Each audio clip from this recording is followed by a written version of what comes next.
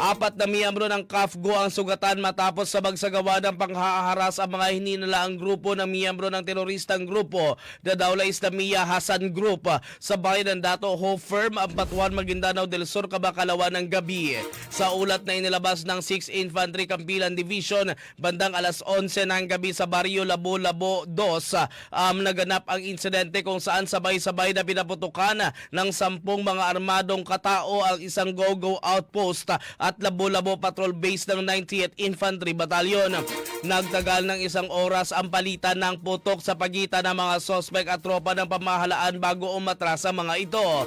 Sa talaan ng mga sugatan, 3 CAA na mula sa Go-Go Outpost habang isa naman mula sa Labo-Labo Patrol Base at nasugatan. Agad namang dinala sa pinakamalapit na paggamutan ang mga nasugatang tropa.